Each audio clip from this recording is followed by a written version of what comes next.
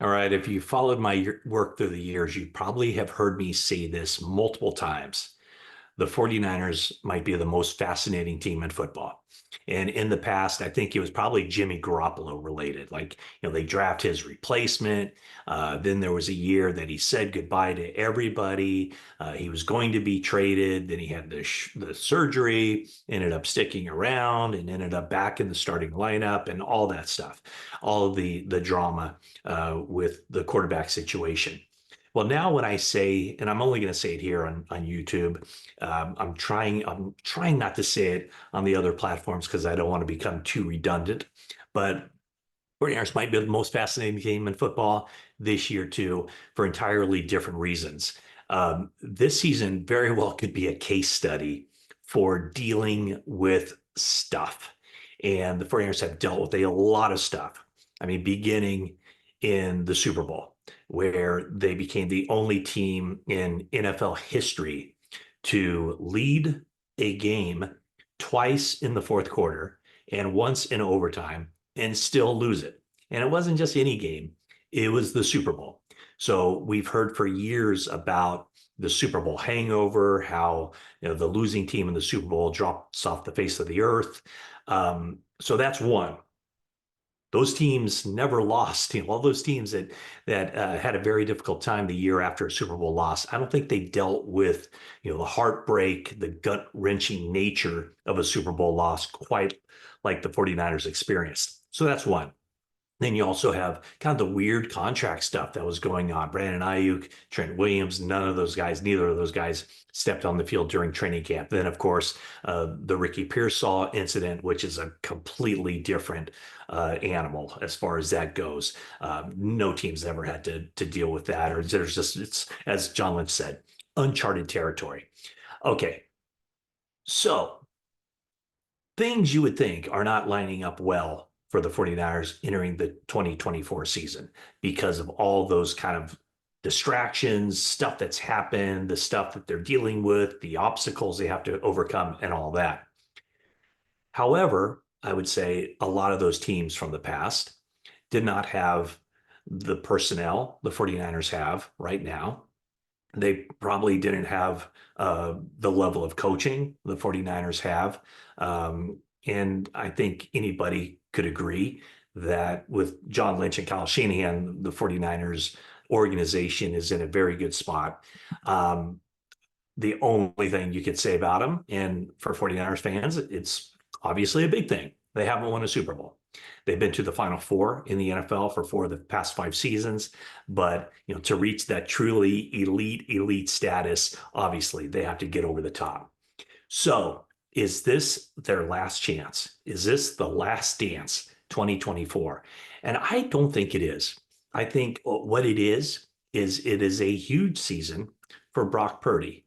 And I guess at this stage in his career, or basically anybody's NFL career, careers are so short that every season is a huge season. But here's what I think as far as where the 49ers are for the long term. I think they're set up just fine. Yes, they have a veteran roster, and this is merely their next best chance to win a championship. But I don't think it'll be their last chance, period, because of the players on the team and also Brock Purdy. If Purdy shows once again what he did last year, what he did at the end of the 2022 season, the 49ers are going to be in this thing for a long time.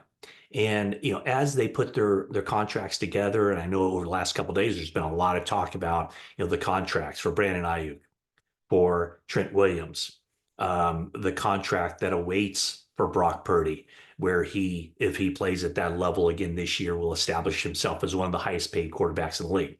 Does that slam the door shut? Does it mean that the 49ers are going to have to make drastic cuts everywhere else? I don't think so. Part of the 49ers plan has been to really map out the future. And they have a 3-year plan when it comes to their contracts and kind of, where every contract fits with one another. That's one of the things that Paraag Marathe, as their chief negotiator, has done. Will there be veterans who are on the team this year who aren't on the team next year? More than likely, yes. Will they be guys at the tops of their games? I don't know.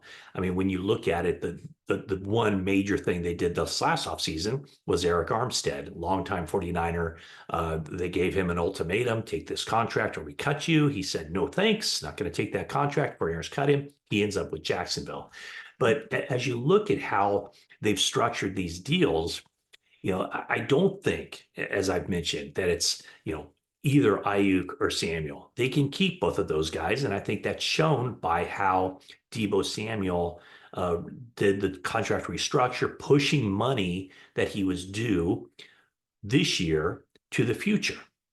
So if the 49ers had this plan of, let's have 1 year of Deebo Samuel, they would have wanted to take as much of the hit now rather than pushing that to the future. Now, they do have like more than $60 million of cap room. I believe that's number one in the NFL. I don't expect them to spend any of that money this season. Maybe they extend somebody later in the year. I mean, if they could get Diamador Lenore signed on for the long term, I'm sure that's something that they would do.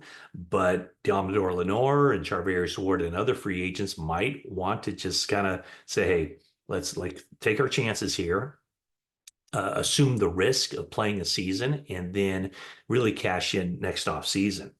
As you look ahead to the 49ers, the farthest their contracts go out would be the 2028 season. And that's when Bosa and Ayuk would be on the final years of their contracts.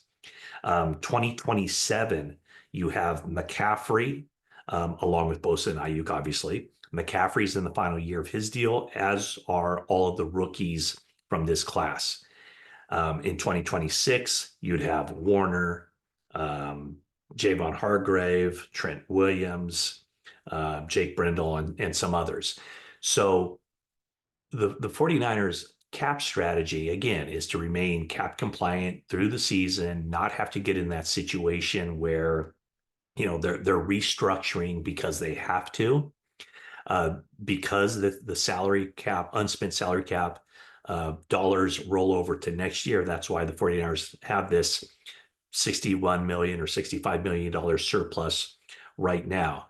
So what it comes down to is there's one common denominator with all teams that remain competitive and championship contenders from 1 year to the next, and that's quality play at the quarterback position. And so that's why this is such a big year for Brock Purdy, because the third year is the one. The third year right now coming up is when what he puts on the field will translate into dollars in March, April, May, June, whenever the 49ers sign him to that contract that we all expect them to sign him to, the contract extension. It'll be his first opportunity, his first bite at the apple, as they say, to get up there on par with some of the other top quarterbacks in the league. I think right now he's ranks 79th among NFL quarterbacks as far as getting paid, but they can pay him and still keep this roster together. And so that's why I don't think this is the final chance. Now, like I said, the roster is going to take on some changes. I do not think the 2022 49ers draft was all that great. Not a whole lot of star power for the future. I think the 2023 draft wasn't all that great either. I think Jair Brown has a chance to be a really good player. But where the 49ers really need to hit now is with this draft class. And as I look at it, I mean, there are 5 potential starters, long-term starters, and potentially even quality starters in this draft class. And we'll see how all that turns out. So this is a big year for Brock Purdy in order to get the contract that, again, if he played at the level he played at last year, where he finished 4th in MVP voting, he's going to cash in. And it will also show the 49ers that they can afford to pay him, because as long as he's playing at that high level, they will remain contenders. So it's kind of twofold. It obviously works best for Purdy, works best for the 49ers if they know that they have their franchise guy. So that's why this season is so big.